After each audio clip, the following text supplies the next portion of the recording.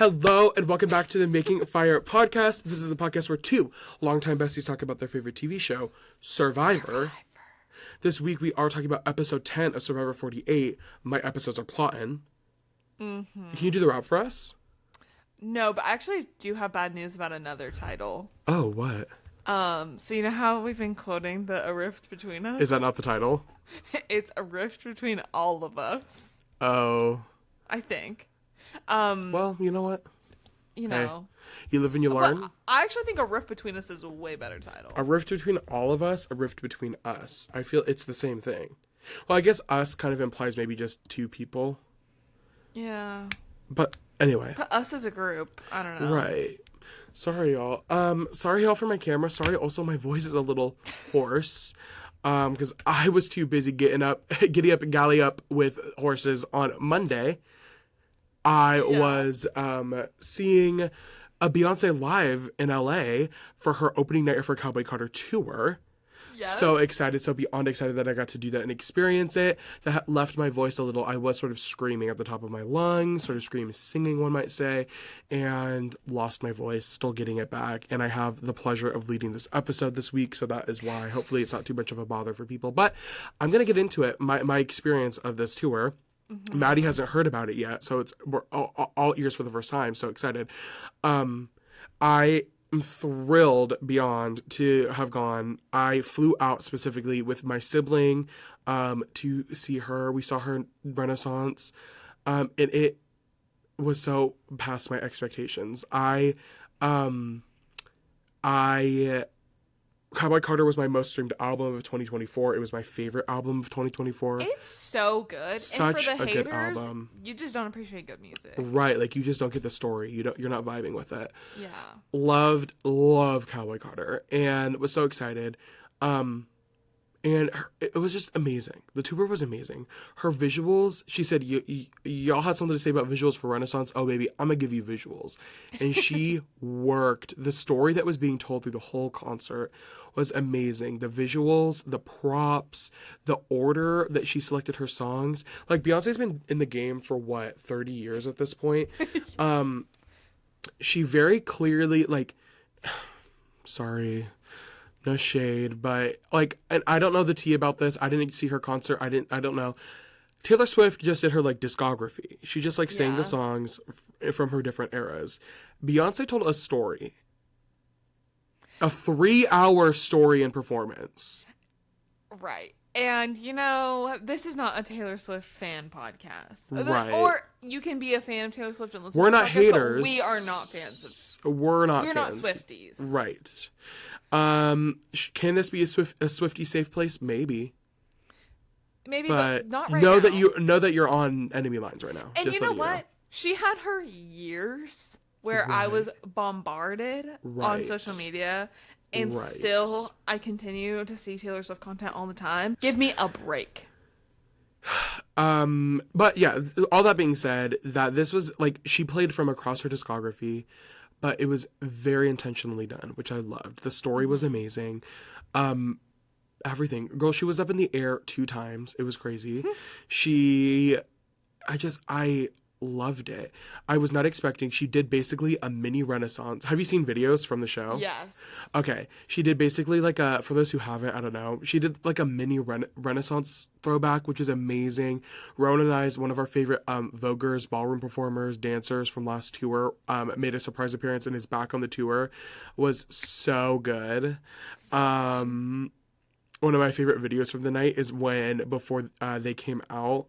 Their name is Honey Balenciaga, and before they came out, Rowan is screaming, "Is that Honey? Is that Honey?" over and over again in the video before Honey came out. It was so good. But yeah, I just loved it. I think overall, Renaissance remains probably my favorite album of all time. Probably my favorite of the two. It's very close. But Cowboy Carter, sorry to the Renaissance tour, just did it. I just think the overall, Renaissance tour walked so Cowboy Carter could run. Right, and I will say they're serving two very different things. Yes. Renaissance was a party. You were partying for however long the concert. It was a party. That's what the vibe was, and it felt very much like that, and it did what it needed to do. But Cowboy Carter, it just was intentional. It told a story. It was stunning to look at. It was stunning to be around. We had little like lights on our wrists. Mine did break about 15 minutes in. I accidentally loosened it up too much and it fell off. It fell out. Oh. So then it wasn't the thing's fault. It was my fault. But it was great. I think my favorite, there was a lot of surprise songs that I wasn't expecting. My favorite surprise song. And I think that's hard. Like, I was thinking about it on my drive home work today, thinking about this conversation we were about to have. And I was thinking about what I would say my favorite song was. I think the problem is like, I knew all the Cowboy Carter songs were going to be performed, but I didn't know what non-Cowboy Carter songs were going to be performed. And inherently, the non-Cowboy Carter songs were my favorites and my standouts. I think because there was a surprise factor to it, like to it. Okay, Taylor Swift. Right. But when she started singing Formation and the beat started playing, gagged, the house down boots, my mom deceased. I literally was jumping up and down so excited when Formation started playing. I think that was the most gagged I was all night. It was something about everybody in the arena experiencing, we all screamed at the same time after the first like 3 beats played. I was like, oh my God. And then obviously Heated is my favorite song off of Renaissance, probably my favorite Beyonce, one of my favorite Beyonce songs, top 3. And I was gagged. It was one I manifested before the show. We were sitting there waiting for Beyonce to go on. I took Rowan's hands. I said, please God, let either Blow, Heated, or Hold Up be played tonight. And Heated played, and my voice was gone at that point, but I made sure I was heard. That's all I'm going to say. Oh, it just looked so good. She's just beyond words incredible. Amazing performer. I'm so happy you got to experience that. Thank you. And oh my God, Blue Ivy, crazy. her like the whole show, girl. She was out. It wasn't just one song. She was out the whole show doing her little spins. I was like, watch out. Right. Yeah. Right. They don't know what's coming. In Rumi's little Daring Protector, she my God. I didn't even realize how old she was now. I know, like, it's crazy. That's a whole child. It's weird, like specifically with Blue. I'm like, girl, I remember when the pop culture moment was when you were in your mom's belly. Like, I remember when that was the moment, and that does not feel that long ago. I also remember a time when the name Blue Ivy felt crazy. Right. Everybody was like, oh my God, oh my God. And like, now I see her, I'm like, no, baby, that's Blue. Stunning. She's great. She's an amazing dancer. Yeah. Yeah. Do you have any thoughts about the Cowboy Carter tour? No, I wish I could. Because you're also a big Cowboy Carter fan. Big Cowboy Carter fan. I love that album so much. I think she just does such a beautiful job of like capturing her almost take on the genre. I hate modern country music. Right.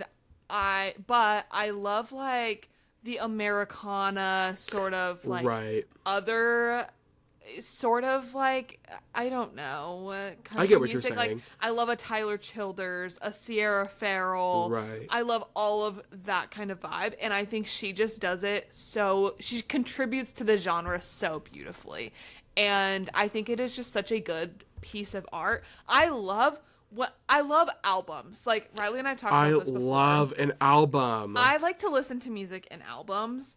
And so I just like extra appreciate when I'm like, oh, start to finish, this is a story. This is incredible. Right. Like, I think it almost like, I don't know if I've actually ever just listened to the songs at random because I'm like, no, the order they're in is so important. So like intentional and perfect. So I'm such a big fan. I'm so happy you got to go. I loved seeing your pictures and videos. Thank you. Yeah. Did I not look good in my little picture I posted? No, you did. I had to. Do you know? Oh, you know La Roche. Wait, do you know who La Roche is? No. I forgot. You didn't watch the current season of Drag Race. He's Zendaya's designer or like fashion. Oh. I don't know if you've seen clips of him. Oh, wait, let me show you a picture real quick. But okay, this. I just think I'm so funny. Hold on. Okay, so this is La Roche. Usually he'll wear sunglasses. So that's what La Roche looked like. And so then the picture that I posted on my Instagram had a guy in the background. This is the picture I posted. I said, why is there a white La Roche in the background? No, literally. This is for everybody wondering. This is the picture that I posted on my Instagram. Girl, so good. I thought I looked so good. I was like, and then I had to AI edit him out of the picture because I really liked that picture, but I did not want him in it. I'm also shocked that you didn't wear the cowboy hat on the podcast today. I could. The problem is my headphones would get all fucked up when I wear. Anyway. Anyways. That's it. If you have time, I'm kind of, Ron and I were talking last night. I was like, I'm kind of jealous. Like, I'm so excited I got to experience the first night. Like, that's so special, so amazing. But now I'm going to have envy. Everybody else gets to experience it, and I don't get to do it again. Yeah. But anyway, we have to experience another thing for the first time. Episode 10 of Survivor 48, Well, My Enemies Are Plotting. I didn't talk about what I was going to talk Oh, yeah, sorry. Well, I thought, I didn't know exactly. That was sort of me No. when I was like, do you have any other thoughts about Cowboy Carter? Oh, I didn't know it if you wasn't had- specifically about Cowboy Carter. Okay, because that was okay. Betty, how are you Anyways. doing? Good, but I wanted to jump off like the tour and sort of just like the moment. So I I want to talk about Katie. Okay, so pre her going to space, I was listening to another podcast that I love, Therapist with Jake Shane. I think he's so funny and that podcast is so fun. And I was going back through episodes and I was like, oh my God, I never listened to the Katy Perry episode. Let me have a listen. And I will say I was very underwhelmed by her. And I was like, oh, this is sort of not How the long vibe. ago was that episode? Like a few months ago. Okay. And basically she went on it and it's like a very fun conversational podcast, right? She was only there to promote her tour. And I was Right. like, oh, so this is not fun. But then I was like, you know what? I haven't listened to Katy Perry in so long. And so I was like, oh my God, I'm going to go back and just listen to her Teenage Dream album. Speaking of good albums.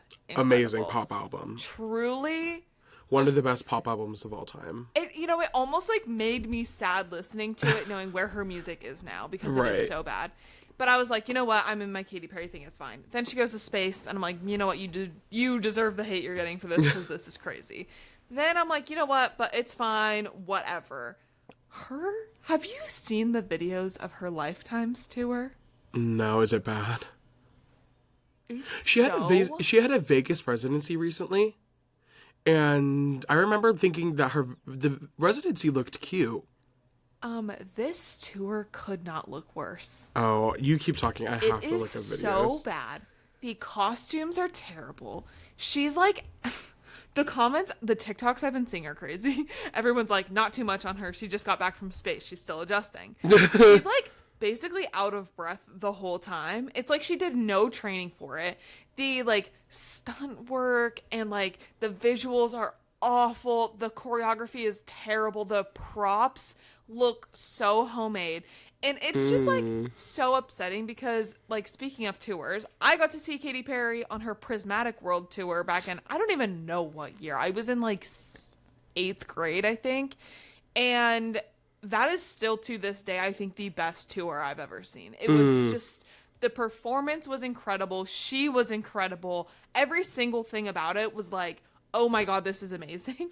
And just to like watch the downfall of Katy Perry over the course of like me growing up has been so sad. If you know me back in the day, Katy Perry was my favorite artist, celebrity, everything. I loved her. And, you know, after her album, I don't remember what year it was, but she put out like a bad album and I just started falling off. Swish Swish. That what's it era? called? Smile. Yes, that really just, I was like, oh, maybe this isn't for me anymore. And ever since then, I've been like, your music is just straight up not good. And it's so tough comparing it to what she was in the past. And I'm just like, it's actually like, it makes me sad. And Yeah, this is really interesting. I'm watching some clips and there's a lot of going on.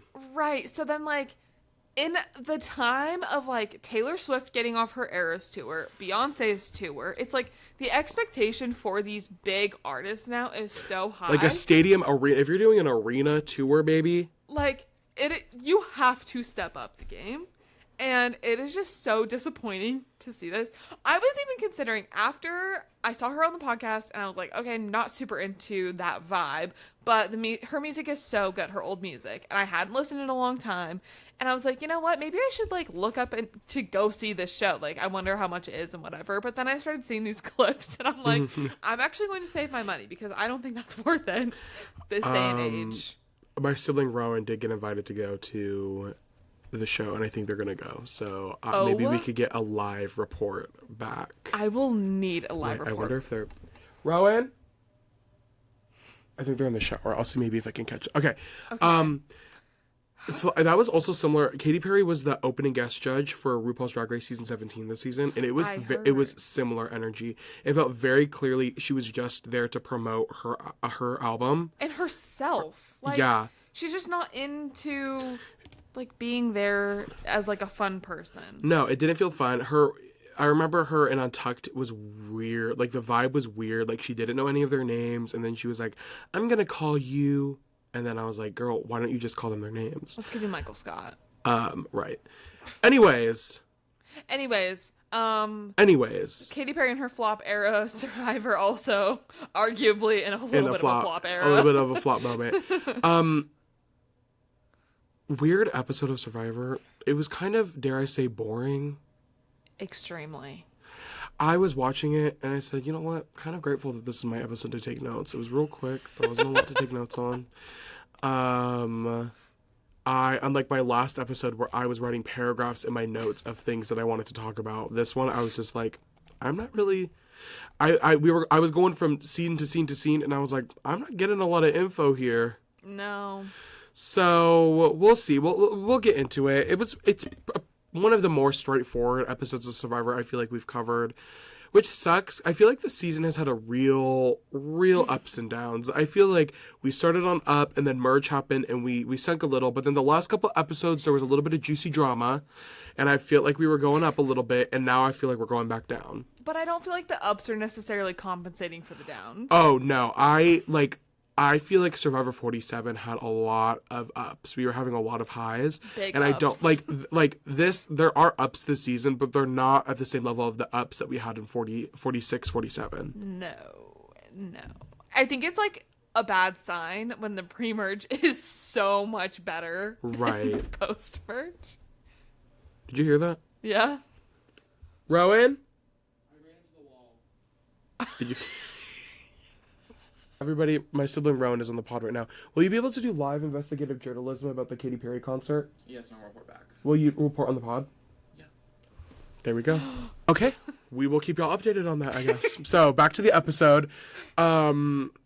We are starting off post-tribal. David just got voted out. And Mary is left in shock / shambles. Oh, Mary. Did you see the David's post? I was just about to ask you about this. That's my next note. David, for those who didn't see, and I didn't read it, I just saw a couple. I've been trying to avoid things from David. I'm like, I don't really know how much I can trust what you say. I saw on TikTok. Got it. David was basically saying that he really did not have a relationship with Mary, and Mary just attached herself to him. And that he kind of ended up working with Mary because she would not leave him alone. Yeah. Is basically what he said. And it was really tough to go from hearing that to then hear this episode talking about how that was her number one. Right. And I'm like, oh, man. David said, I'm your number one. I'm definitely your best friend. I'm definitely your best friend. That's what it felt like. And it was it's just weird. I don't know. It was giving bitter and... David? Yeah. Yeah. And, like... I can understand why he feels bitter. I can understand why he feels bitter to Mary because he basically was voted out because of his association with Mary. Yeah. So I can understand why, but... He also wasn't doing himself any favors. Exactly. So why drag Mary like this post-mortem? Right. Mary didn't vote you out? No. Right. Mary was actually the only one really rooting for you. Period. So let's frame it that way. Let's get that straight. Jade. Who's Jade? I don't know. I have one more thing. Oh, of course. Did you see his girlfriend broke up with him? I did see that. He has a new girlfriend, though. Love he's that. Happier. Oh, David, we're happy for you. Yeah. Happy for you. And, I'm actually happy for all parties involved. You know what? Me too. You know what? Me too. Me too. Anyways. Mary feels played by that OG5. I guess now OG4. She feels played by Joe and Eva and Shaheen and Kyle. She feels screwed over. And Her and Eva sit down on the beach. And Eva gives it to her straight. Shout out, that's a fellow podcast. Maddie Morphosis is season 14. You'll meet her soon. Mm-hmm. Eva says that she is going to tell people that they should vote for Mary. Because nobody wants to work with her. And that is going to be the way that they can save her. But if it comes down to it, Eva told Mary, I will vote for you if everybody else is voting for you. And then Mary tries to... Okay, Eva kind of did her big one with this. Mary tries to basically help herself to Eva's idol. It is like, oh, but you'll play the idol for me, right? And Eva says, no, I will not be playing my idol for you, sweetheart. Eva is on my list. Start to finish this episode and the rest of the season, let's just say, have not been an Eva stan. Right. The way she talks, like, oh my god, this alliance. I hate it so much. And, like, consistently, we've talked about this so much in past episodes, so I won't go down that rabbit hole of how they talk to people. But, like, it could not have come off more patronizing to Mary, in my opinion. Mary, and I also think there's a conversation about how she talks to Star. Trust. Oh, we'll be getting there? Oh, whoa. I have to, like, calm myself down about this, actually. And you know what? I have to say this because I saw online that Eva was posted a thing about, like, all the hate she's getting, whatever. And I'm not advocating for sending hate to Eva because I literally don't care enough. Right. But, like, I cannot believe, like, how she talks to people and how she talks about people. And, like, I'm just so not into it. I told Riley before, I have never rooted so hard against a woman on Survivor, and I'll keep that in. I truly, like, oh my god, every single thing about it. I can't. I think it's hard because Eva has, she definitely wants to play with what she's most comfortable with, obviously. Mm-hmm. And she is most comfortable with men through her personal experiences and with the people she's connected to on the island. It just makes it hard when her and Joe, like, I don't think Joe is free from any judgment in all of this either. Not at all. And we've her talked and about Joe, that too. I think, are playing a very similar hand where they want to keep these strong people in. They want to get to the end with as clean of hands as possible. But I'm like, by doing that, you're just not really playing the game. And in fact, you're leaving people probably more bitter at you than you would if you just lied to them. If it was me in Mary's shoes and Eva was talking to me like that, I'd be like, oh, no.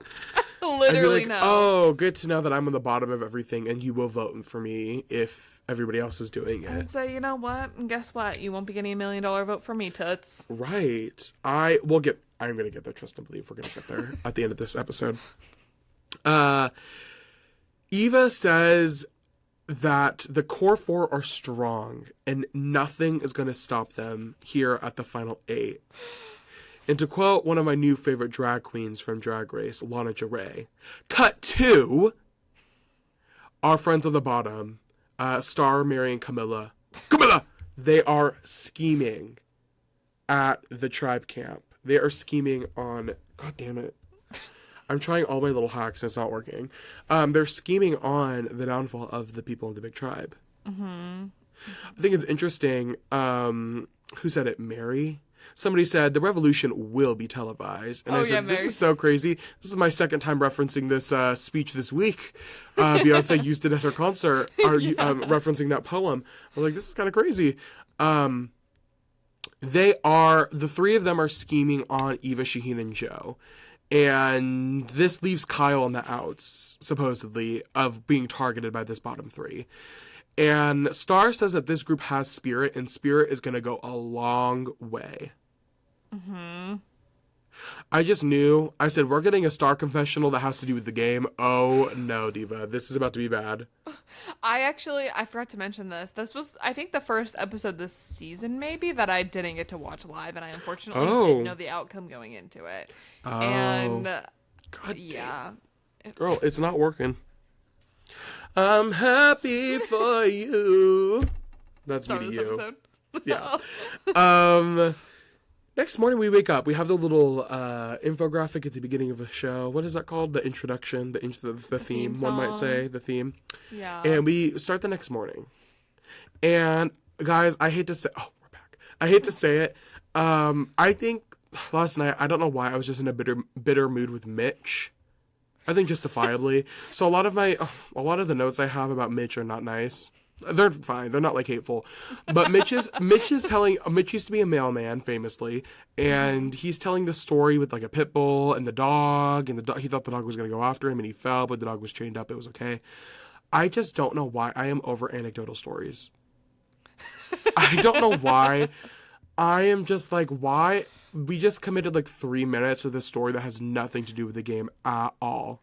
Like, I'm glad that they're sort of having a silly, goofy time on the beach, but that's not really content that I needed to see.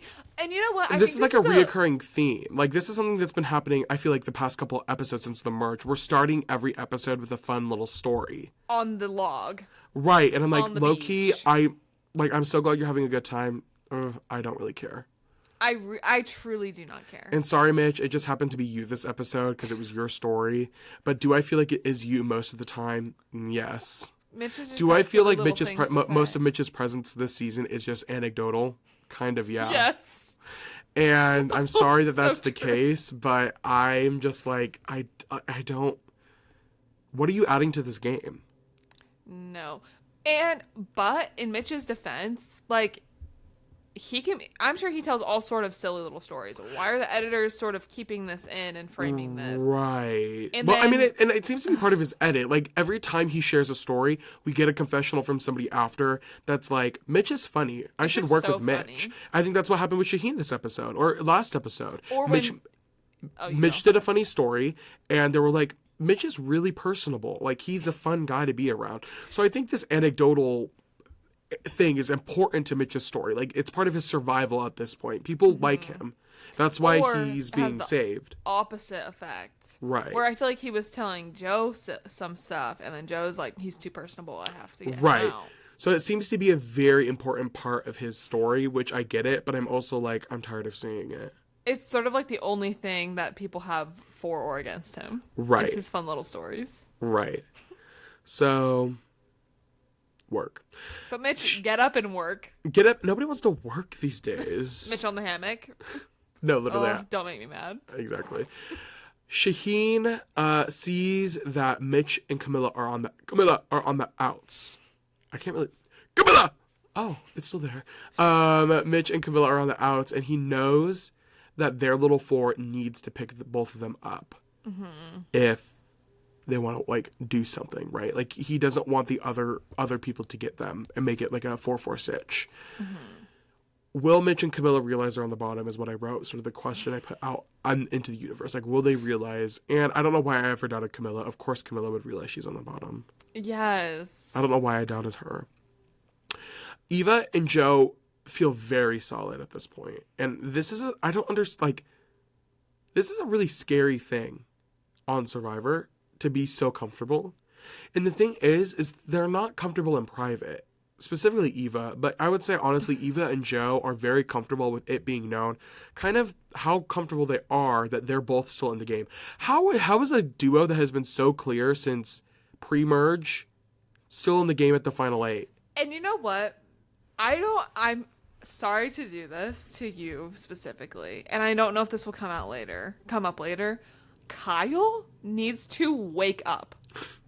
Why is he so like, okay, I get why he's so attached to the Eva Joe thing. Yeah. But, like, do you not have eyes? I think that he is more attached to Joe than he is to Eva, and I think because of that, he's not willing to do a flip on Eva because he knows how it'll affect his relationship with Joe. Kyle also, he says later in this episode that he has burned a lot of people. I think he says it later in this very scene. But no, I get what you're saying. I'm like, why is Joe? You're at the final 8. And you have... It's not early in the game. You have a number 1 that nobody knows about. Like, you could get away with a lot of shit. Yeah. if you were willing to do that. Right. I just, like, I don't know. It's just upsetting. He is, like, one of the most complacent ones to me in all of this. And I understand, like, the Eva thing, but, like, Joe, I don't know. I feel like Kyle, he has not so too much much power not in the too game. much on my winner pick. Not too much. I know, and I'm so sorry for that, but, like, he needs to... I'm so sorry, but I do feel like he's about to win this season. Yeah. Which would be so crazy, by It the would be way. crazy. I was really close last season. Yeah. Damn. So that's the vibe. Eva and Joe feel really solid, which is scary. At this point, Star is getting a lot of confessionals. Star goes up, like, we're hearing a lot from her, and this is how I knew it was downhill. I think even our friend Star Updates on Twitter was like, this is not good. Her getting this many confessionals 3 is not good. confessionals in the first few minutes. Right, Uh-oh. right. Bad sign. Star goes up to Mitch and is like, this is the plan. We need to do a tie vote, and we need to vote Joe out. Mitch does not like this plan. And Specifically, he does not like Star coming up with this plan. He said if anybody else came up to him and said it, he probably would have thought about it, but the fact that it was Star makes him second guess. specifically because she voted for him last night, and we were hoping that wouldn't come up, but It did. it did. I just have to, like, I don't know. Okay, here's my thing. You know what makes sense? You know what makes sense in all this? That Mitch was going to be the one to mess everything up. That's all I'm going to say. That's all I'm going to say. That's all I'm going to say. I feel like Star, her intentions. Okay, it is unfortunate that the votes sort of landed on Mitch from her, but, like, I see her wanting to do something. Right. She's so just like. She didn't see a way of working with Mitch last episode or with another Right. group. She just, like, wants to have enough numbers to pull off a move and play the game. And I truly cannot blame her for that. I'm like, Mitch, can you blame her? I'm like, you're basically in the same position as her. Yeah, You'd like to think you're better positioned, but you're really not. not at You're all. all kind of interchangeable to the planes of this 4. Yeah. So I'm like, I don't know. I don't understand why Star is getting so much hate. I also want to know. I don't get it. We'll get more into it after the immunity challenge, but I'm like, this is wild.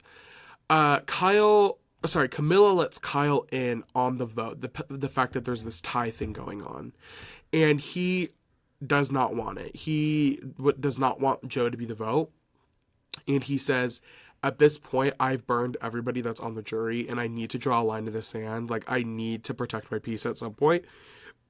And it does not make sense for me to vote Joe out. So he says, I'm not going to vote Joe out, but if you happen to get the numbers, I'm not going to push against it. If you get the numbers to vote Joe out, I'll let it happen. I won't intervene. I won't say anything. Mm-hmm. If you're able to get it to work, do it. But I am not going to be one of the numbers to make it work.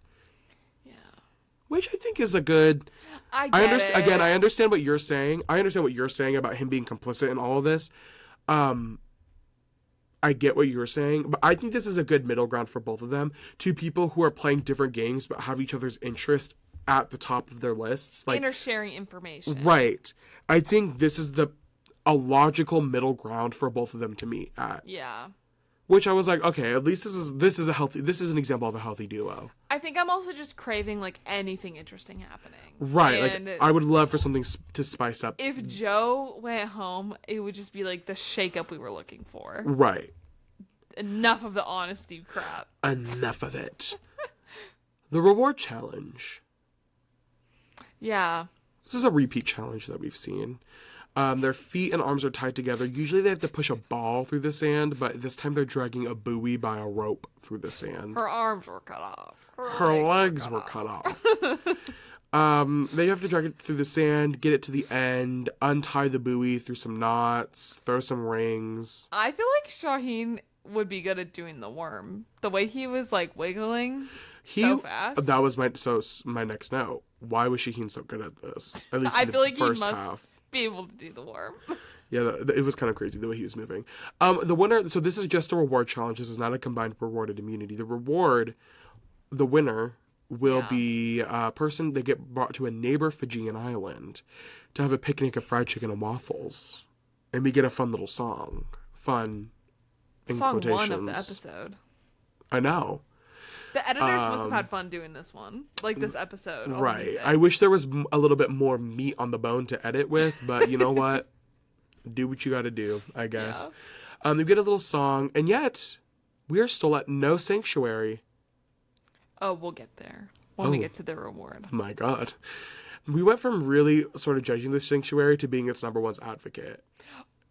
Because the alternatives that they've been providing have not been giving. You get to go to a neighboring Fijian island where you've never been. Bitch, you mean the jungle? Okay, I I'll get say to go it to right now then.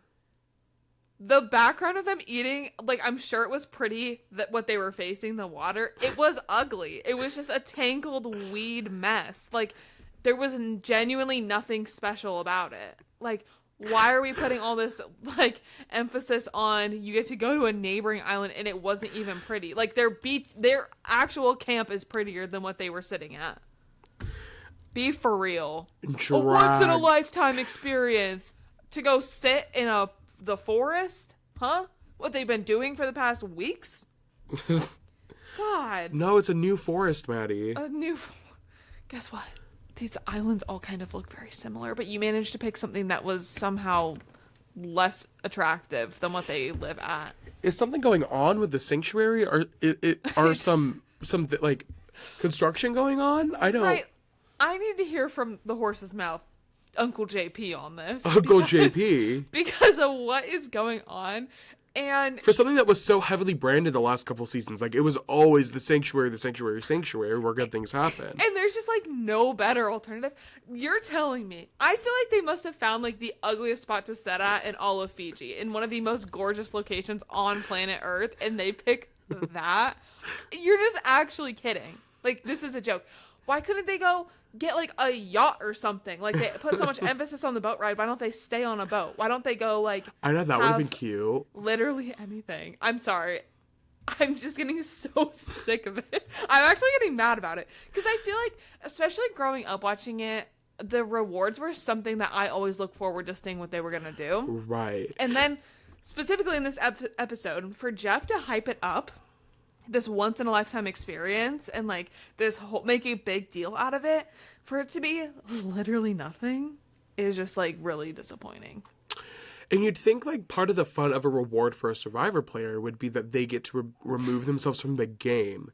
Yeah. You get to go to a hotel or the Great Wall of China or a yacht, a boat. You get to go to a resort, somewhere Something luxurious. a hut where you can sleep. Like something that is different than their everyday surroundings currently. I think the problem is they used to do like overnight rewards, and you can't really do that anymore because it all happens basically the same day. Well, I guess I don't know, did the reward and the immunity challenge happen in the same day today? I don't think it did. I don't know.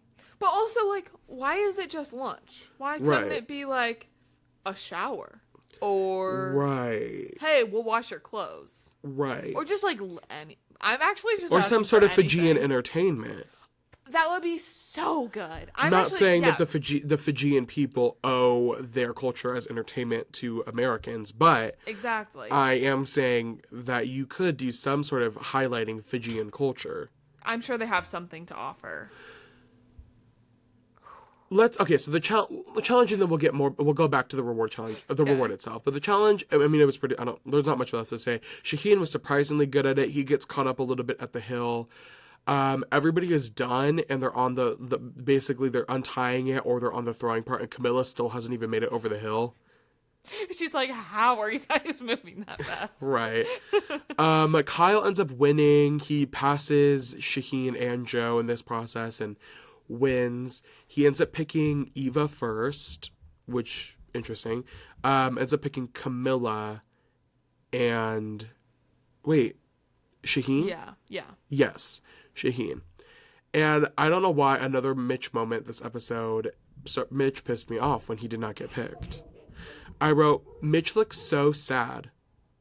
Yeah. I said, girl, you just ate. You need to be humble. He just went on the reward last episode. Yeah. Probably 2 days ago, if not a day ago. Yeah, I think I was maybe more mad that he picked Eva. To even care about the Mitch thing. I was like, why would Kyle pick you? I don't know. to Mitch, but you probably said the same thing about Eva. Yeah. It's just weird choices. I was like, Eva has ate so much this season. Literally everyone takes her. Because guess what? The strong people that are her BFFs keep winning. Oh my god, I think you just solved the puzzle. You just broke it down. Really interesting work. Kyle ends up taking it. Honestly, are you a fried chicken and waffles fan? No. Love fried chicken and waffles. Oh my god, that's what I had for brunch about 3 days ago. I love 4 days ago? waffles. Fried chicken I'm more iffy on. I'm just saying, oh, you don't like chicken. That's right. Well, like, depends on how it's served to me. You should try it with like a chicken tender, maybe. Well, I was gonna say with like an Applebee's chicken tender. I think. Well, see that, and that's what I did on my brunch place on Sunday when I was picked up from the airport. That's what I had. I had a fried chicken and waffles, but you got to pick either chicken. It was like 3 tenders or a breast and a leg or a thigh and a leg. I chose the tenders. I probably should have chose like the breast or something, but it was good. The tenders were good. I think you should try it. You might like it. It's a good combination. Love it. Waffle Stop has great fried chicken and waffles. My God. Okay, wait. Now that you don't live there, I have to profess my love for Waffle Stop in, can I say where? Yeah. In Tacoma, Washington on Proctor. The best breakfast restaurant of my life. I think about specifically my favorite thing, sorry for the tangent, Logan and I, when we would go, I love to have like a savory and a sweet sort of dish, so we would get 2 things and then each get half. The mess hall, it was like a cornmeal waffle with like hash browns, rosemary gravy, sausage. I think about that so often. Get me to Waffle Stop ASAP. Bring me to God's country. Yeah. I think my favorite appetizer of any restaurant I've ever been to is going to go ahead and be the garlic parmesan fries from Waffle Stop. Oh my God. I miss that place so much. Is it expensive? Yes. Is it worth it? Also, yes. I've never left anything but full and satisfied. Yeah. Full and satisfied and looking forward to my next visit. Exactly. I'm going up to graduation next weekend. Oh. And Rowan said you should grab those French fries on your way back, and so we can eat them. Oh my God. Okay, Miss Banana, if you're listening to the podcast, maybe when I'm home, can we go? The 3 of us? Maybe. Yeah, we can go up there. We'll see. Okay. That sounds like it would be fun. Maybe we can go to like the farmer's market or something. I would love to. Oh, that'd be cute. That'd be so cute. Okay. Sorry, y'all. Sorry to break the 4th wall. The reward itself, the fried chicken and waffles, is love. So good. Kyle says that he purposefully did not pick Mitch, Star, and Mary to hopefully make them mad at him to want to work with Camilla. I think if he really wanted, he should have taken Joe and left Camilla there for the 4 of them to plot together. Yeah. I understand what Kyle was thinking, but I'm like, this doesn't... I think sort of taking out, like, the leader of the plan. Right. That's what I'm saying. No, that's what I'm thinking. I was like, no, Kyle, I get what you're going for, and it makes sense in my head, but you really shouldn't have put the last piece of the puzzle with, like, you should have left that behind. Arguably the main piece of the puzzle. Right. Sort of the person putting the puzzle together. You shouldn't have removed her from the equation and put her into a situation where she can't really talk about this with any of the other people there. Exactly. But I get it. Joe, that was kind of it. Like, they eat the chicken and waffles. It's great. We realize that Kyle purposely didn't pick these people. And then we cut back to the camp. We're kind of like really quickly finished with the reward. What? Is this where Eva made the comment about how she would be mad if Star or Mary won? Oh, I don't remember hearing that. Yeah, she was like, I would hate if I saw Star or Mary with that necklace around. Oh, for like the immunity challenge? Yeah, and I think just in general. Why do we okay? Like, why are we targeting them specifically? We'll get there. Okay. I mean, we'll talk. Let's talk about it. Maybe episode wrap up. We'll talk about our thoughts of where the season's going. Okay. That's insane. I guess we can talk about it now if that's where it happened. I don't remember her saying this, but my initial response to that is, I'm like, I'm like, just because they're not physically strong. I'm like, what are you expecting them to do? Yeah. And how are you context? Oh, you go, sorry. I was just going to say, how are you expecting these people who are not in your core four to play the game? How are you expecting the Mitches and the Stars and the Camillas and the Marys to play the game if they're not going to beat you in a challenge? So what else? Are they supposed to lay down and die? Right. And it's like, I don't really care if this is the context about just specifically the upcoming immunity challenge or the greater overall game. Like, why are we talking like this, especially in front of, like, Camilla, who is not part of your core alliance. Right. And you're talking about Mary like that, who is, like, sort of in your alliance. Like affiliated with y'all. Why are you saying this? Like, it just makes me so mad targeting those two specifically. Like, yeah. It just is gross to me. Like, they're already on the bottom. Right. Like, why kick a man while he's down? Exactly.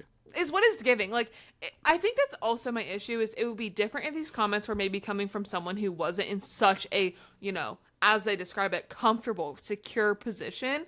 But, like, you talk so negatively about these people who are actively having to fight their way in this game against, like, your core Who've been alliance. fighting. Mary has been, obviously she's had her ups and downs. Mary has been fighting since day one. Literally day one. Like has not stopped fighting. Mary has played a way harder game than you have, Eva. Right. Like, you can't really argue like full with stop. that. Like, no, that's true. So why are you so upset about everything? I just, like, hate the attitude. Right. And it's just, it comes off so, as I said before, like, patronizing and condescending these ways. And, like, I don't mean to just, like, dog on her so much. Right. But when you are consistently making these comments every single episode, it's like, how am I supposed to come to any other conclusion about you? Right. No, I get what you're saying. You're right. Like, if it's all of the information I'm getting about you, and who knows, maybe the edit is trying to show her a specific way.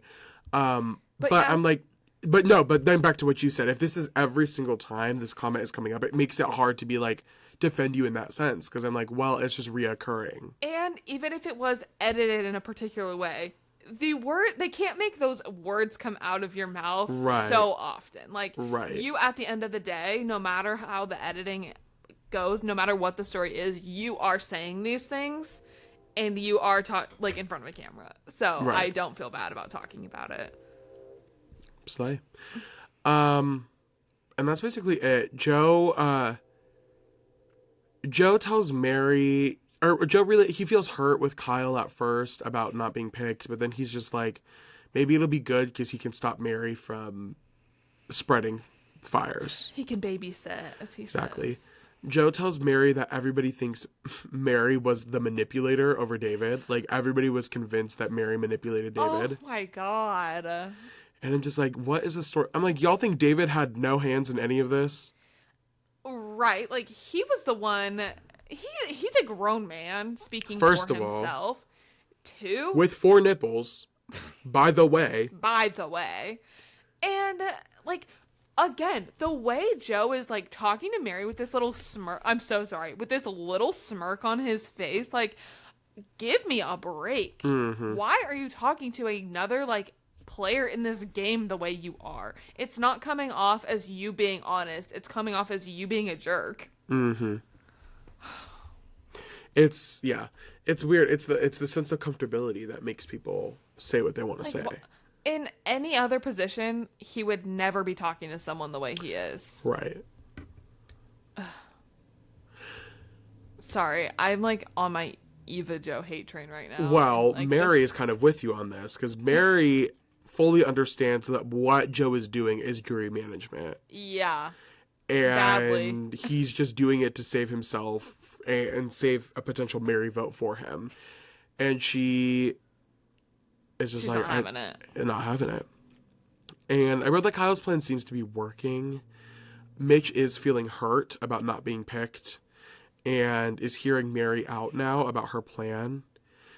He says that he wants to play a fluid game and he wants to be able to move around how he is best fit for him. But then I wrote, he's actually sort of playing into the hands of everybody else and how they want him to work. Yeah. It's not really him making this own decision for himself. Everybody's sort of making the decisions for him, and he's sort of, which is different. A fluid game is hard to play. A successful fluid game, and this is coming from Big Brother, where it's like a floater versus a coaster. A floater is somebody who masterfully is able to sort of bounce between different sides and put themselves first and work their way in without getting caught, right? A coaster is somebody who, for weeks and weeks and weeks, does nothing in the game and sort of survives on the fact that they're just a nothing burger person in this game. Yeah. I don't know why. I saw a tweet and I thought it was perfect. This, in a derogatory way, this season feels like a Big Brother season. Again, derogatory. Yeah. In the way that it's full of this majority alliance sort of steamrolling, and they're not listening to other people. And then the people on the bottom know they're on the bottom, have opportunities to flip and choose to not flip, and instead want to play in the hands of the people who are in power and do what's best for them because they think having positive relationships and people of power will keep them safe. Yeah, it's going to keep you safe until it's the final 6 and there's 4 of them that are going to vote the 2 of you out. And you know what? Kyle better hope he is in that final 3 with Joe and Eva, if that's the case, and That's make what a I'm good saying. jury pitch, because That's- otherwise, that is exactly what he's doing. And you know what? I'm not too much on him, but he has the opportunity to do something so fun and so exciting, and he just is like so against it. We'll see what happens next episode. We'll see what happens there. But now they're down a number. I know, Now they're but down Queen Star. I know, but now it's a 7 vote, so you only need 4 people. It's not a tie. So really, who knows what happened? Maybe Mitch, Mary, Kyle, and then Camilla. That's a 4. They have the not going into the final 7. But then there's also the safety without power is at play, and I think this tribal is the last time they can use the safety without power. And Eva still has her idol. And you know what? I think the person that confuses me the most in all of this is Shaheen. I feel like Yeah, I don't he feel like we're has- hearing enough from him. No, and we keep hearing from people about how like he is the brains of a lot of things, but it kind Right. of feels like he's on the outs a lot of the time. It does feel like he's out on the outs, and it feels like we've also got confessionals from him where he says that he knows he's on the outs. He knows that he's the Yeah. first to go as soon as the strong people are left, because he is on the outer ring of the strong people. So I would argue in a lot of ways he's also sort of complacent. I think the issue is it doesn't feel like he has as much of like a tight number on the Right, like there misfit isn't group. somebody that he could... Kyle can flip to Camilla. There isn't a lot... I mean, Shaheen thinks he could flip to Camilla, but Camilla's always going to pick Kyle before she picks Yes. Shaheen. But he's in such a spot too where I'm like, why are you going along with these things? Like, Right. it feels like you are smart enough and you recognize your spot in the game enough to like know that maybe this isn't gonna win you $1 million. I don't know. No, simple. You're right. Well, I mean, we'll see within the next couple of weeks how everything turns out. Yeah. Hopping over to the immunity challenge, we are doing a classic. I love this one. Do you not? Okay, it's not that I don't like it. I wish I would edit it a little shorter. Girl, I'm sick and tired of seeing the same fucking challenges over and over again. Okay, yeah. Again, it's not that I don't like this challenge. I think it's fun. But, girl, I feel like we are getting the same thing. We have had both of these challenges this episode for the past 7 seasons. The reason I like this challenge, and I say that, is because I like that it gives, theoretically more people have an opportunity to succeed Right. in it. And it's not just strength-based. And so I like that. But yes, it is so frustrating seeing the same thing again. Just like, I'm so sorry. I don't mean to keep harping on this, but where is Survivor production and what is going on? Like, what happened to the creativity? That's what we're missing in Survivor. We've been saying this. Go back to episode 1 of our podcast. We have been saying this since day 1. Where is the creativity? Yeah. Where are the fun? I don't know. They're putting all their creativity in their tribal council sets. Something that you honestly don't need to be that creative with. Honestly, that could be the thing that stays the same every single I was season, just gonna and say. I would be okay with it. I don't If need the set to look like garlic. No. Or keep it garlic from now on, and let's Right. invest those resources somewhere else. Rob has a podcast, Rob Sesternino. He has an amazing rant about this. I think last season or the season before, I don't remember. But he was like, imagine how much money they put every single season into building it up to film for 30 days, to then have to take it all down, and then in a span of like 2 weeks before the next season, rebuild a whole brand new set. Yeah. When we've been asking for different filming locations, more challenges, like, And I'm not even a diehard every change up the locations thing. I actually understand the point of it, and I understand it. but you do need to compensate for that in other Right. areas where it's like we're just not getting Make the anything overall different. theming more like I would do love casting a theme. themes. Oh my God. Oh god, again, we're beating a dead horse. These are points that we make once every single season. Give me a casting theme. Give me a season theme. Give me an Edge of Extinction. Give me Edge of Extinction might be a bad example, but give me a theme. Give me a pirate theme. Give me I don't know. That'd be so fun. Like, give me something. I'm sick and tired of it. I'm sick and tired of the same old. I feel that sometimes, and this is a great example. I was watching this episode last night. There are points where I watch the show and I'm like, honestly, I'm just watching at this point. One, I have a podcast, but two, I'm watching because I've committed so much time of my life to this show at this point. Yeah. That it would break my heart to stop watching. And there have been episodes, this is not the new era as a whole. Last season, I was on the edge of my seat all season last season. It was so 46 was finger-licking good. I was watching that season. The drama was amazing. I'm watching it, and I'm like, oh, I understand why I love this show. And then you have seasons like this. You have moments like this where I'm just like, I feel like I'm watching just out of routine at this point. Oh, yeah. I was actually more... Oh, this is crazy. I feel like this season of The Amazing Race is significantly better than this season of Survivor. And I was watching the promo. The season ended. I was wrapping up my notes. I was watching like the last episode recap. And I said, fuck, I miss The Amazing Race. There's something, I don't think a lot of people give The Amazing Race the credit it deserves. Classic.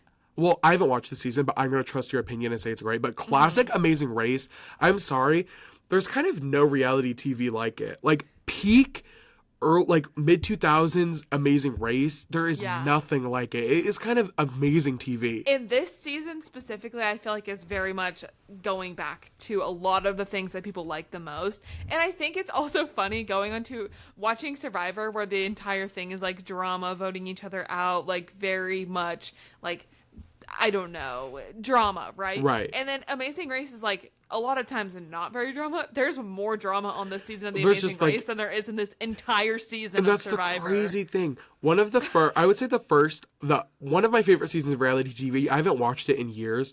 The first All-Star season of The Amazing Race, there is nothing like it. It was, which is crazy. Sorry, not to go on an Amazing Race tangent, but it's like the idea that really on paper, these teams really shouldn't interact with each other at all. It's like an individual race. There really is no point in which people should be interacting with each other.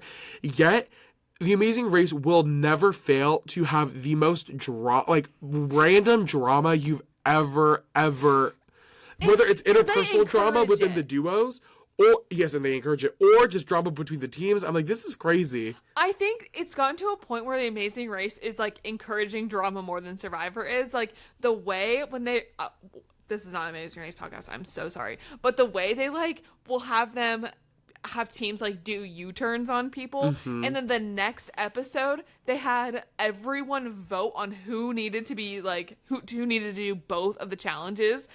Oh my god, so messy. Like, why would you do that? That's and insane. Then obviously the one couple that made people U-turn got voted for. And it's just like, oh my god, the girls are fighting. It's so good. But then it's also I might have to so tune fun. in. I have to tune in. I kind of want to rewatch it from the beginning because that was my COVID show, was The Amazing Race. And I never fully finished it because Survivor came back on and college anyway. But watch The Amazing Race, you guys. Watch The Amazing Race. It's on, if you watch Survivor Live, it's on immediately after. And guess what? It's also so fun, especially after episodes where I take notes, put my laptop away, and I'm just locked in. I snack. Oh, so fun. Love it. The immunity challenge back to Survivor is really simple. Again, I don't have a problem with this challenge. I like the challenge. I'm sick of the repeating challenges. I'm sick of the same old. It's our immunity block stack challenge where they have to balance the table that they're stacking the blocks on with the rope and the tension and all that. You guys know, you're familiar. If you've seen any recent season. Exactly. Any of the new era seasons, you've seen this challenge. Surprise, rice negotiation time. And you know what? Thank you. You know what? And this is where I had to give Mitch his 10s this episode. Thank you, Mitch. Yeah. Thank you, Shaheen, for speaking up. Jeff says, I'm going to start the bid at 3 people. 3 people have to sit out and you'll get rice. And then nobody raises their hand. And then Jeff looks at Mitch and is like, what's the vibe? Why are people not taking it? And Mitch says, why would we take the rice? We have 7 days left. Exactly. People are eating. Eva's eating on an every other day basis at this point. She's fine. Half the group ate chicken and waffles yesterday. Shaheen, that's what I'm, okay. So and then Shaheen, who hasn't ate any, allegedly, he can't have any coconut, is what I learned from this. I see you. We see each other. We see each other. We good. Shaheen says, we come out here to play. Why would we not play? This is the reason we're out here on Survivor, is to do these challenges, is to play the game. Why would we not do it? Yeah. Read his ass. I'm glad. I'm glad that somebody said it, because somebody had to say it. You know what? This also got me thinking.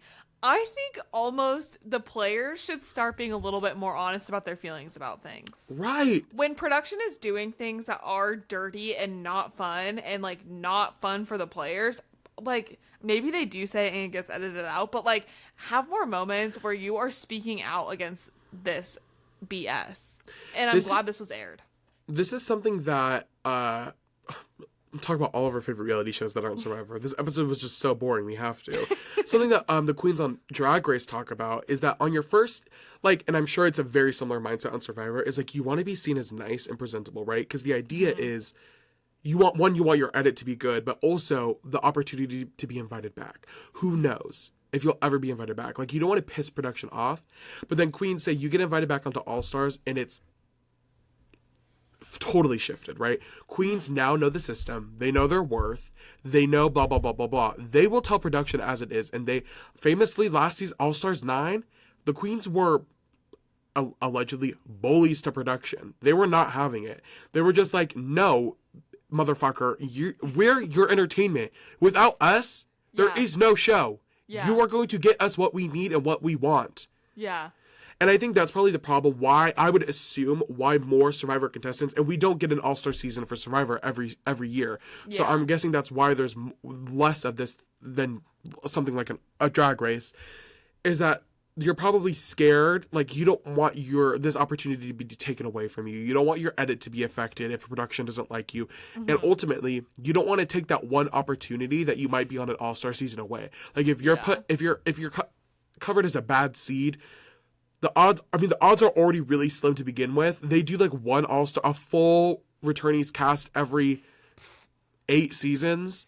Yeah. 4 years. Like the odds are not high that you're going to be on, but you don't want to diminish it further. I think it would be helpful if maybe we just like all came to this conclusion that we're all going to speak up, because I think it's different if one person is doing it versus if everyone is complaining, or multiple people, then it's different. Right. Anyways, that being said, they said no. They said no, and the rice was left, I think, quicker. I feel like it happened quicker than they should. Like, I feel like it was in and out. Jeff said, heard. Yeah, and then you said that people have to, like, it feels weird. I don't know if it usually happens this late into the season. I don't remember the numbers on this, but a ton of people have ate recently. There's been a lot of diversity in the people eating. Half of the cast ate that morning, or the morning before. Half of them. Half. And a lot of them ate right before that. Exactly. So I'm like, I don't know what you were expecting them. And but half of them are probably going to eat tomorrow. Exactly.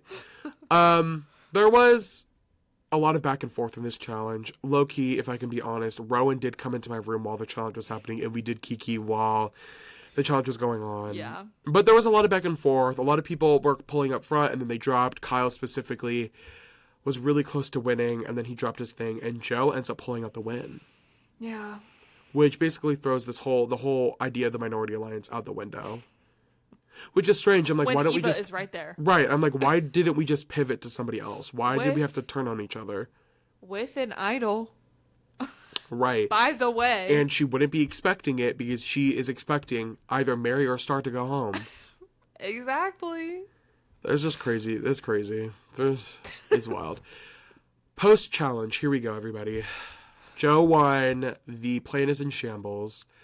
Star asks Mitch if he'd vote Shaheen. And Mitch basically says no, you should play your shot in the dark.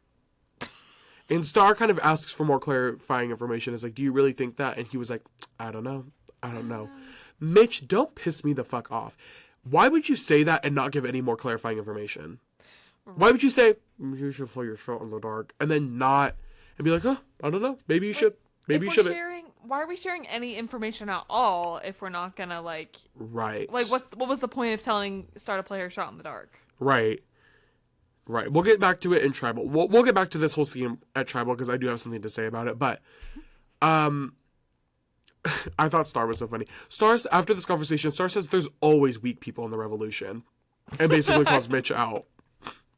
Which I think was so good. There is always weak people in the Revolution. Call Mitch out for doing nothing except sharing some stories about being a mailman. You're a PE teacher now.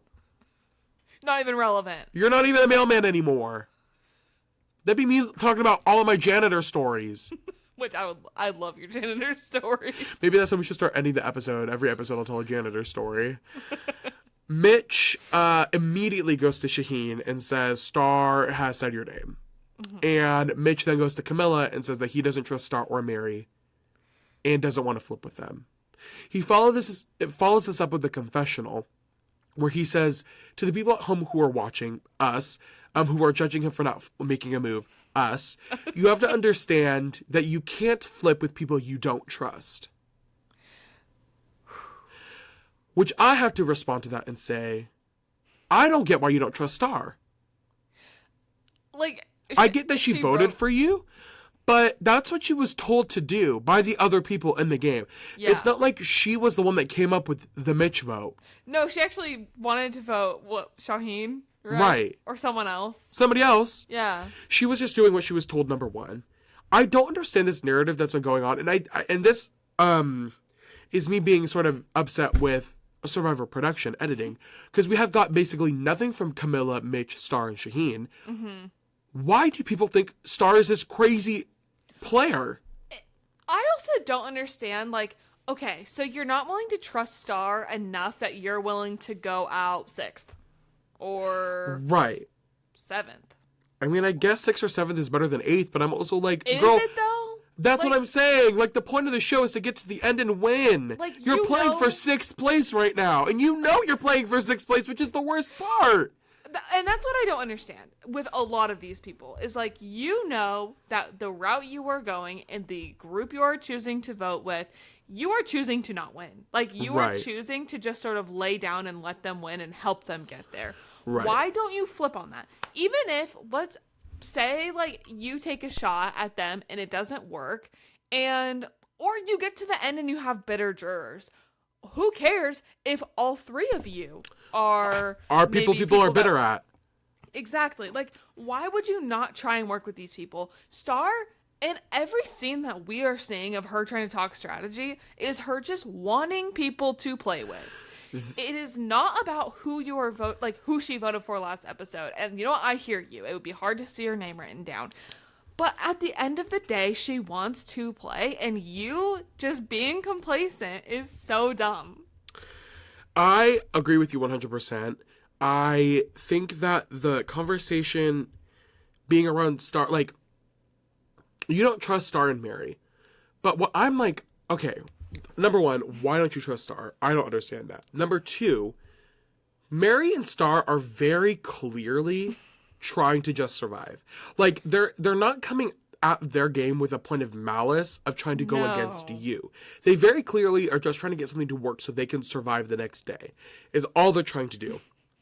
But even if they were, like, say they're trying to get you to do something to throw you under the bus, or they're like, oh, we need to get Mitch to flip and think that we're flipping, so and then we'll all vote him out. If that was the case, they would need to be working with the people that you trust over, like, does that make sense? Yeah. Like, if there was some sort of plot against you, it would have to be with the other people that you so-called you trust instead of Star and Mary who you don't trust. And, oh, you go. No, that was it. Go. Why are you trusting the other group? Right. Like, what have they done to make you trust them? Like, that's name what I'm one thing. One thing. Have they looped you in on anything? You're very clearly not part of the core. You've very clearly been in the background at you know you're on the bottom. Vlog. Right. What is making you feel like you can trust them in any way? You know they're going to vote you out the second they don't want to vote one of themselves out. It's just big brother behavior. And Mitch saying you have to understand you can't flip people with who you don't trust. Part of this game is risk management, is understanding what risk is better to take on than other risks. Part of it is having to push yourself past that. It's scary. I get it. You don't fully trust them is understandable. Mm-hmm. But part of the game is taking risks. And sometimes you have to risk. Is it better to risk getting in a better position by voting with people you don't completely trust than knowing you are possibly going to get 6th place at best with this group? And why are we completely wanting to trust anyone? Right. You're playing your own game. Why? You've been on the bottom for weeks. You've been on the bottom since the merge when you were blindsided by the charity vote. By the people that you trust now, by the way. Yeah. By the very same people you are trying to work with, blindsided you and your best friend. And the people that now you want to put all of your trust in. And actively don't work with you. Like, right. Just make it make sense. You know what, Mitch? Get on the pod. Tell me why. Something just tells me that you just don't like Star. You just don't like Mary, which is fine. But don't try to be all high and mighty. I don't trust. Baby, your stories aren't adding up. But is it worth, I would say throwing away $1 million, the possibility of $1 million because you don't like Star and Mary? Who knows? You said it yourself. You're only there for 7 more days. Right. Who cares? I don't know. You don't have to talk to them after this. Right. But they want to work with you, so why would you not do that? I just don't understand. Like, they're not coming at it from a point of malice. It's very clearly from a point of, we want to work with you. Yeah. Smooches. So it's really interesting. Camilla, it's the K names that get me messed up. And they're working together, which is the hard part. Camilla tells Mary. And they're both Guyanese. So true. Camilla tells Mary that Mitch does not want to do the Shaheen split vote. He doesn't want to do the split. And Mary says that they should go Kyle. Mary went up to Camilla and was like, we should vote Kyle. Camilla is now feeling... Camilla's feeling the same things that Kyle's been feeling the past multiple days. Right. Camilla said, oh, this is different. Because Mary went up to Camilla and was like, we should vote Kyle. And Camilla went, goes to Kyle and is like, the split vote isn't happening and Mary wants to vote you. Mm-hmm. Camilla, I messed all of that up. It's okay. It got there. The point was there. You got it. I just was mixing up my name. There's a lot of names. Similar letters. A lot of things are happening. Yeah. Camilla tells Joe now that Mary went from wanting to vote him out to Kyle. And now Joe was like, I kind of want to flip it onto Mary instead of Star. We're back at camp now. Star and Mary know that they're on the bottom and one of them is going to go home. Mitch and Kamala. Wow. Camilla are not with them. And they know, they being Star and Mary, know that they're going to have to vote against each other. Mm-hmm. We sort of pivot from this to Mary going to go ahead and plot against Star hard.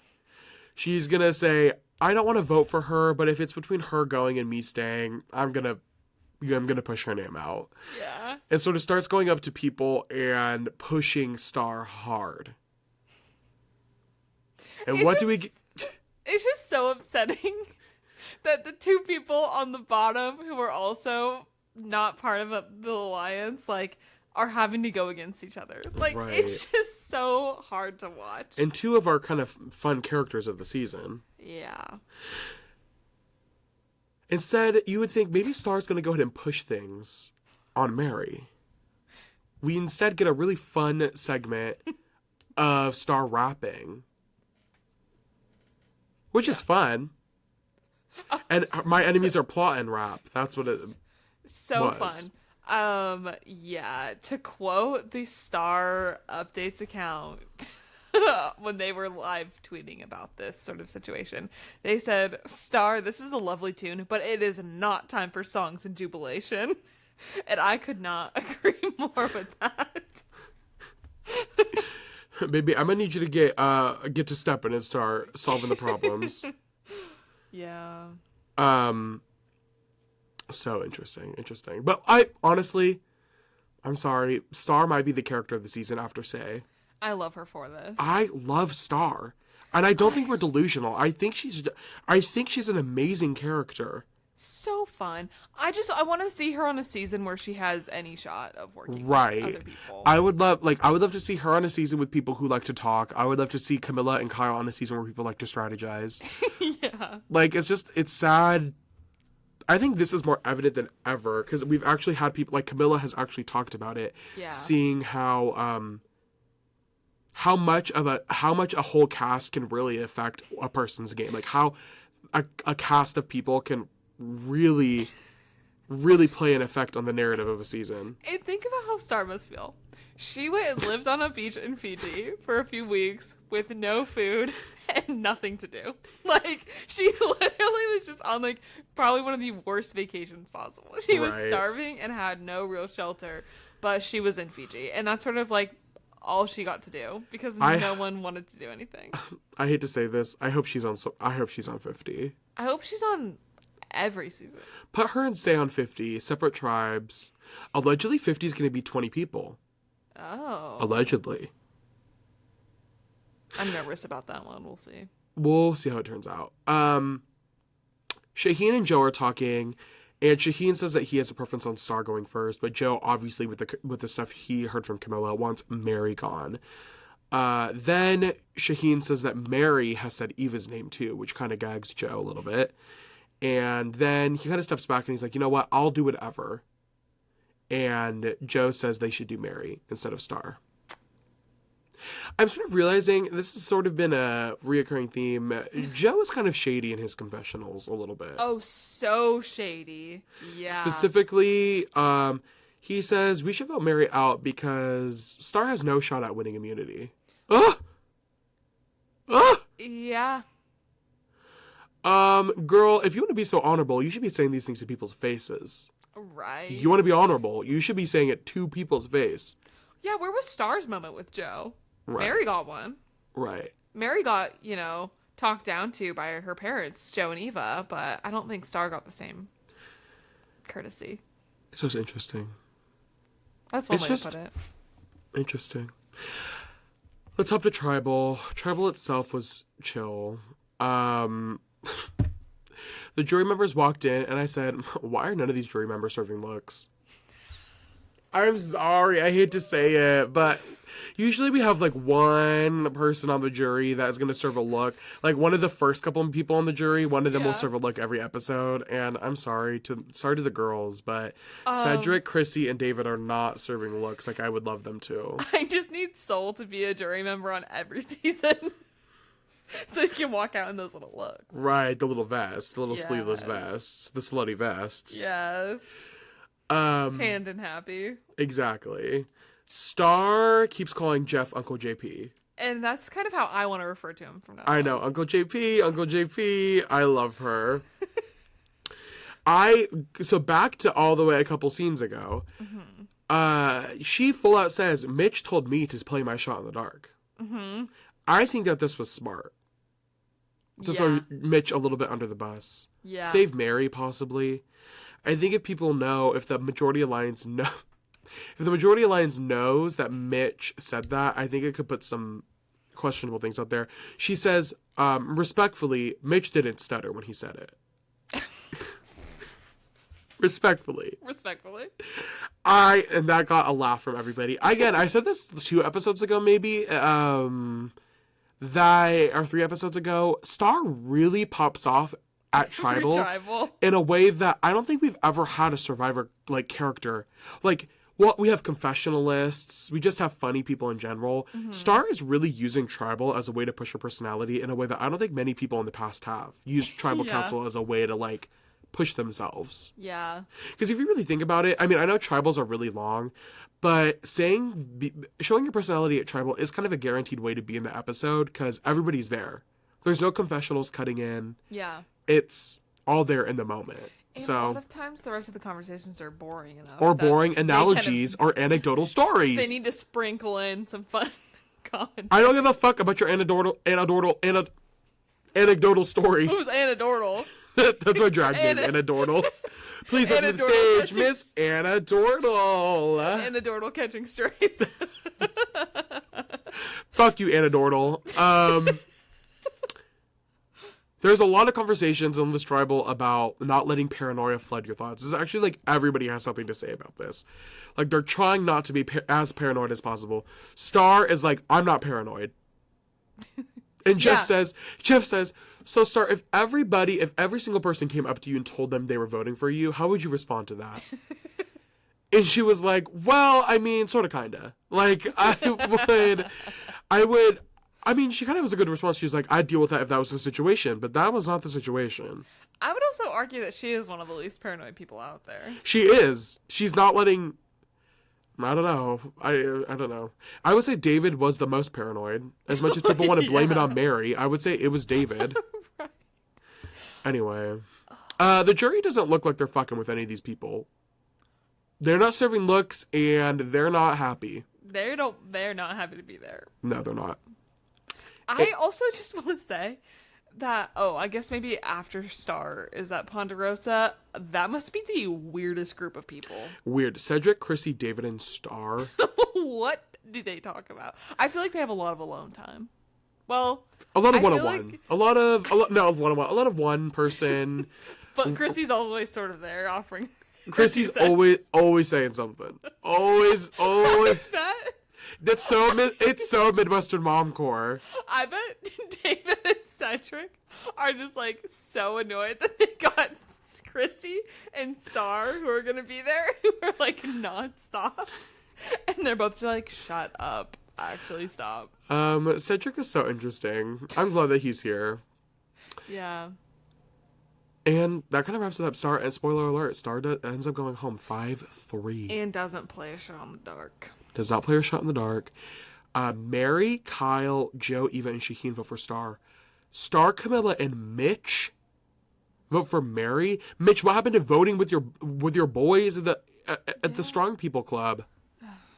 So you were willing to do a split, is what you're saying? Yeah. Because you didn't vote with the majority, sis.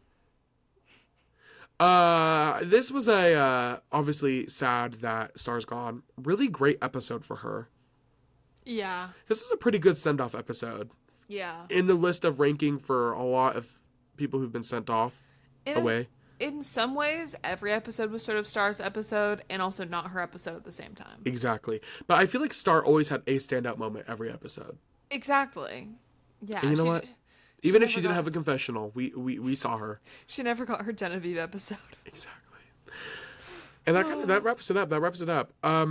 Next week looks wild. The next week episode preview. Mitch is talking about needing people to flip. Here we go. Mary telling someone that she's voting for them to their face is what it looks like. And it looks like Mary was attacking a coconut with a machete. So there's a lot of fun stuff going on. I'm really excited to hear Mitch talking about how people need to flip after he did not want to flip. So yeah, get ready for me to be pissed off at Mitch again next episode, everybody. Spoiler alert.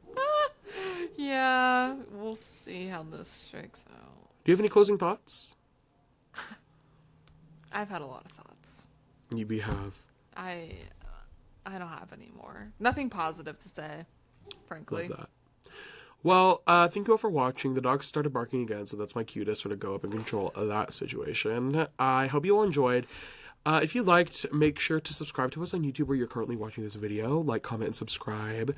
And, follow us on TikTok and Twitter TikTok. I haven't done that in a while. It's been a while. TikTok and Instagram at Making Fire Pod. You haven't said Tumblr in a while either. Well, it's because I think Twitter's not there anymore, so I'm not getting the T's mixed up. Yeah, follow us. Follow along on this journey. Yeah. We'll see you next week with another episode. Another exciting episode. I know.